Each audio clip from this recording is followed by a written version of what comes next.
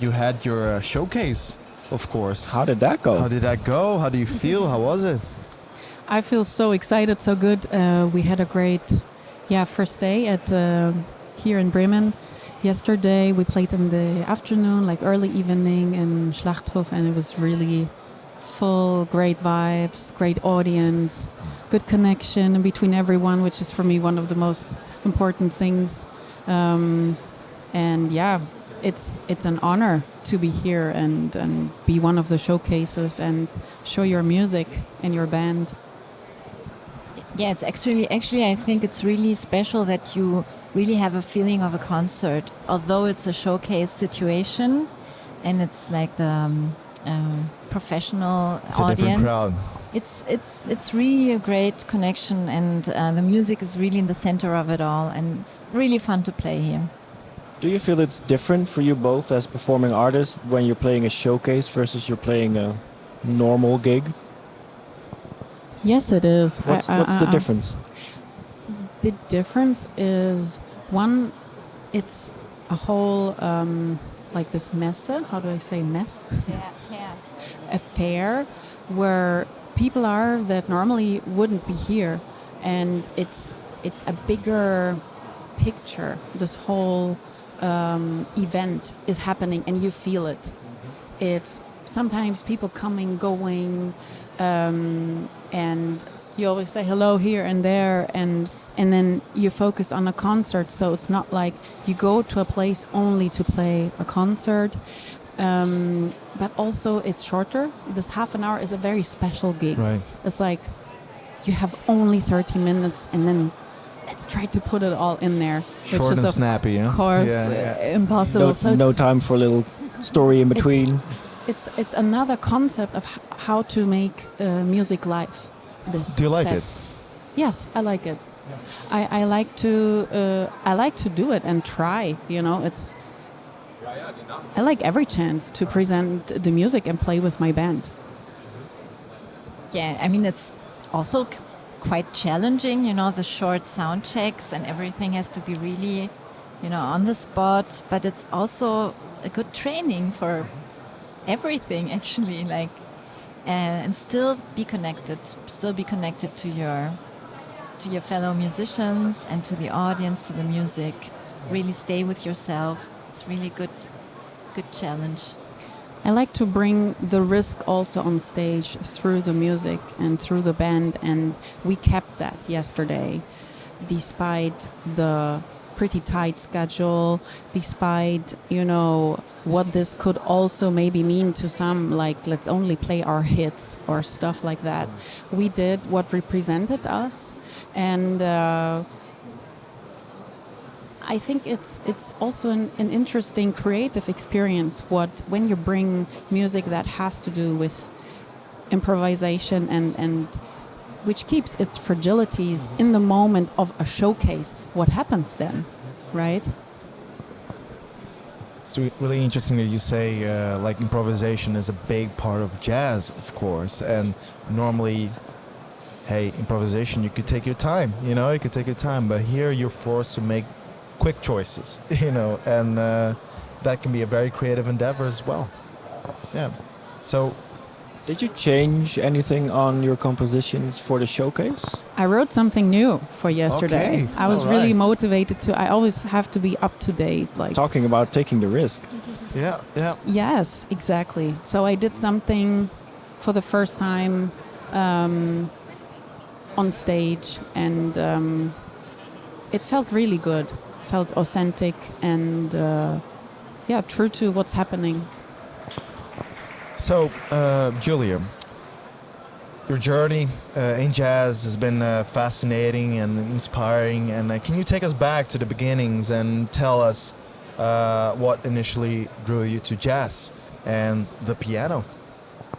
I started with classical piano teachers, and also, you know, my family sings a lot of, actually, a big part of my family is Christian, so that means we sometimes went to church. There's also my grandma kind of all day long singing songs. I came very much from this German, also like, you know, Bach and so Bach, actually I can say it in German, and people like Johann. this. Yeah, and so this was one influence, and then I sang in a choir, and then I had my teachers for classical piano, and I played in a school rock pop band, and I played in the 80s, 90s band to earn my first money.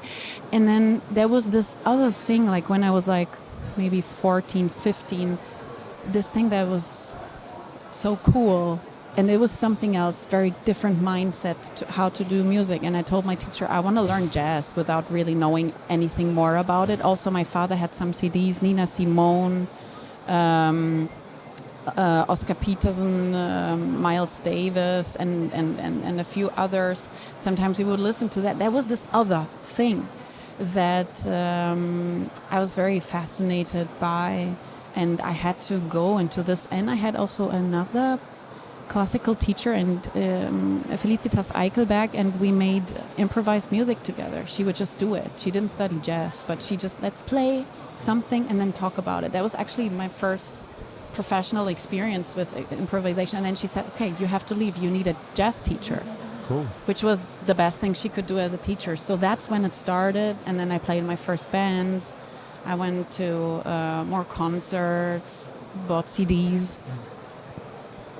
Does classical music still play a role in your music?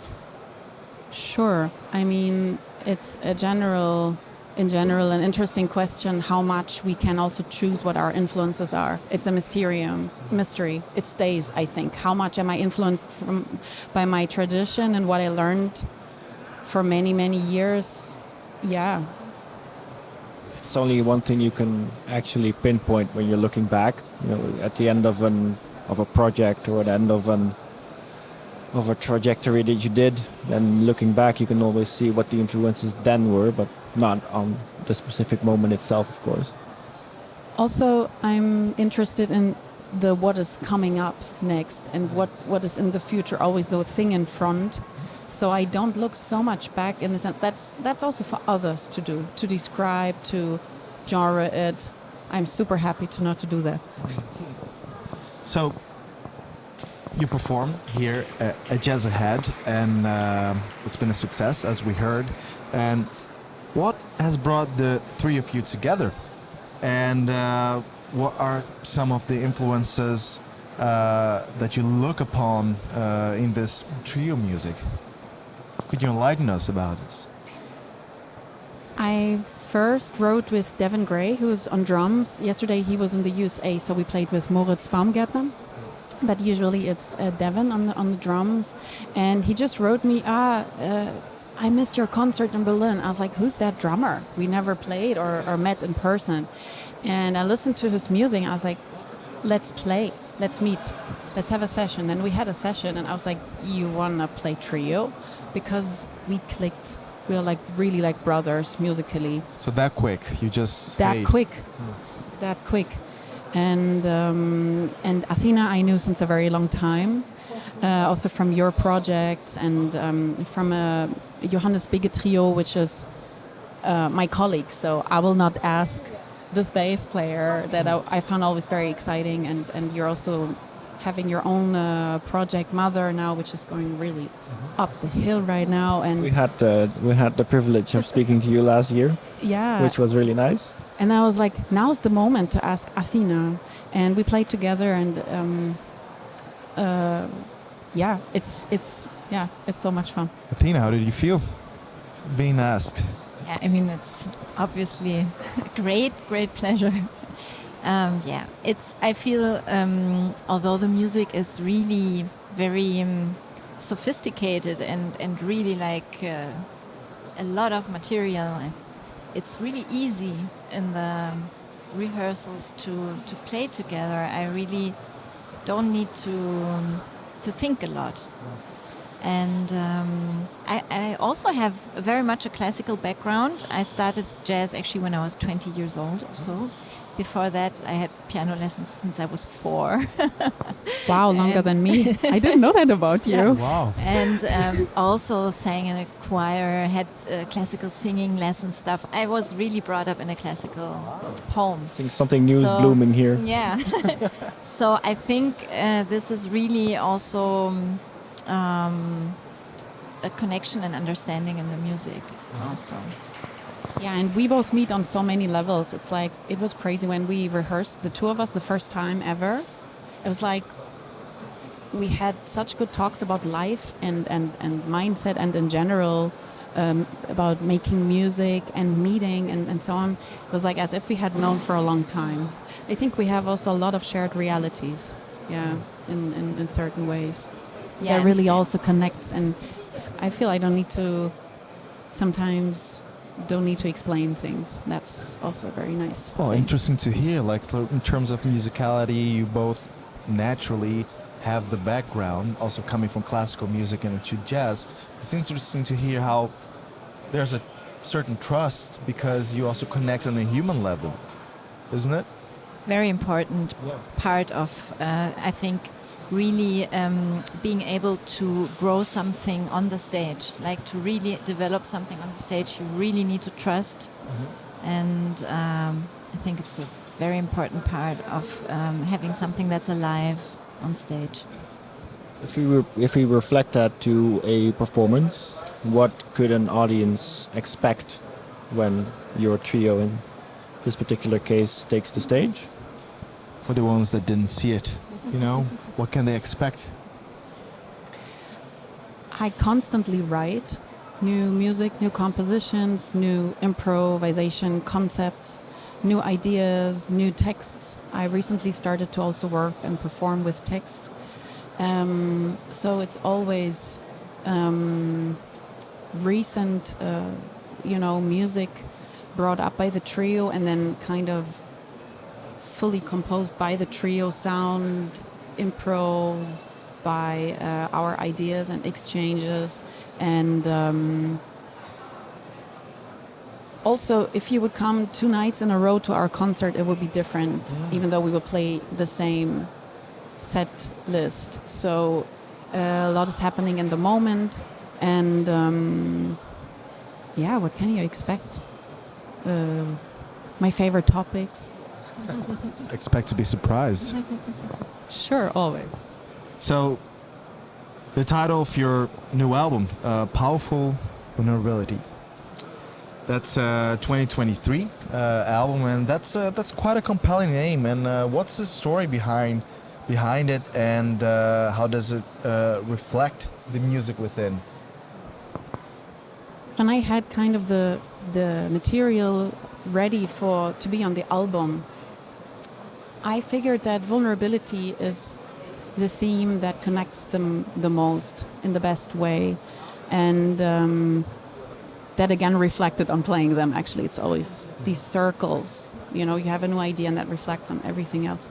And I was pretty happy with the title. And what is this power of vulnerability? It's nothing new. It's out there since a long time. There's lots of research on it. There's lots of stuff written about it. And I find it very interesting because when you hear vulnerable at first, you would think, oh, that's something really not so good. It's dark. It's about insecurities, your fears, your imperfections, things. Let's not talk about it.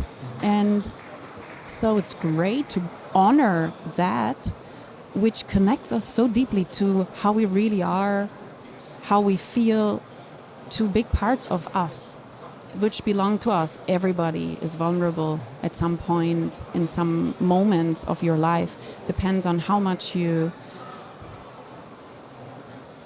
let yourself feel it and be vulnerable, and even more when you share it with others.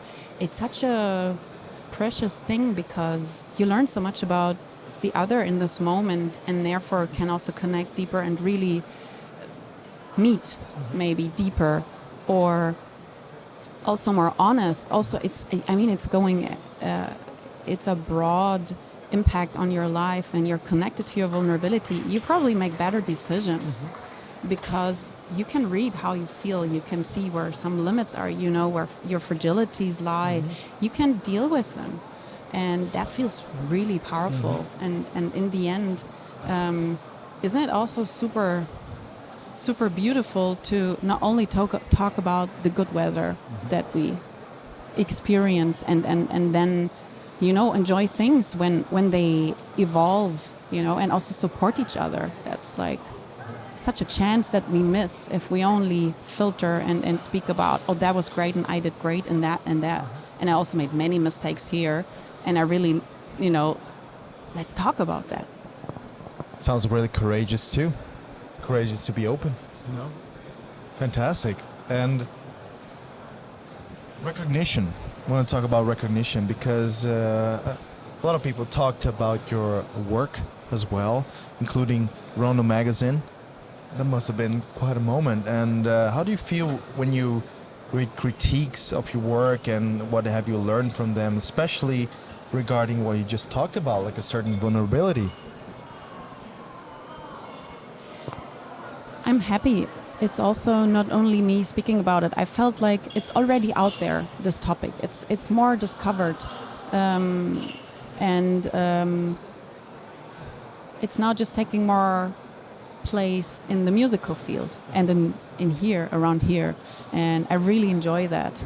And I think it's also for everyone something else, what this means and what this album feels like when you listen to it, or when you go to a concert of us, what you take from that. Everybody's got their own story and their own situations and perspectives, and we all have different realities. And I think vulnerability is something that we all share, so it gives something unique to everyone.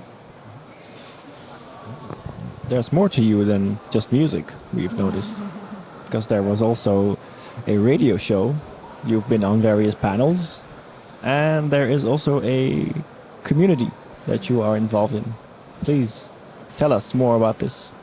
It's a very recent new thing. I asked some friends who are also musicians, also in the jazz scene, and who are also queer. And I said, actually, maybe let's do a queer community in jazz in Germany, in the scenes, and bring this here and just say, well, we're queer and that's it. And promote queer artists just by, you know, organizing events, concerts as organizers, which is for me pretty new. I've never been in that role. And we already had one opening event, let's say last summer, where we organized a concert with a panel talk, and then with a great artist, Zanny Est, in Berlin. It was packed. It was so full. And the people who came were the people who, many of them had never been in that jazz venue, you know, and it was really a special space that we created. We had an awareness team. They had their little speech saying in the beginning, this is supposed to be a safer space, so let's not, like, you know, check what's the code of conduct. And after this event stopped, the venue, the space changed. It was a magical evening, and I think the people I talked to, they really enjoyed it. So fairly new, so you would say a new source of inspiration as well. Yeah, I mean, music is about life, so I will not cut off my identity or my sexuality when I'm going on stage. So I just felt, I was just excited to bring the word queer into this world here. Sure, of course. And now, again, we're here at Jazzahead. We just talked about your successful showcase, and that's been great. What other aims do you have here during Jazzahead? What are the goals that you're trying to achieve? Is it a connection with peers, talking with other people in the industry? Could you elaborate a little bit on that? Maybe you answer. I mean, it's always great to meet all the people that are in this business, and friends, old friends, meet new people. It's really also a pleasure. I think this talking one-on-one is really important also. I mean, you can't do everything with emails and on the phone. It's really important to meet in person and talk about Get out there. projects. And it's also great to listen to new music that's out there. I think it's a really great festival. I'm always so happy to listen to the other bands. And to make real connections with those people that you usually only email. It's really important, I think, to meet. Also, there are so many people you can probably only meet in this density only here, and so it's a great opportunity to promote your projects and your music. So I really enjoy to, bump into people or see people for the first time, like you said, that you only knew by name, or and it also gives me a feeling of what's happening right now in the scene. Where we add also in terms of cultural politics and what's the talks of the people, what do they bring from different countries, different scenes, from different roles in the business. Depending on what they're doing, they have different perspectives. It's really interesting to exchange. How are you doing? How's it going? I just had a meeting with my sustainability group from the Deutsche Jazz Union. It's also something that we always meet on Zoom.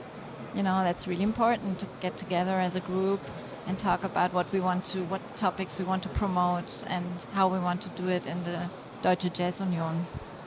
Yeah, communication totally changed when you actually can see somebody face to face, of course, especially in this age where it's very easy to stay behind a computer and do the communications, but this feels like the human element, It's the here and now. It's the here and now. So there's only our glimpse that we would like to have into the future.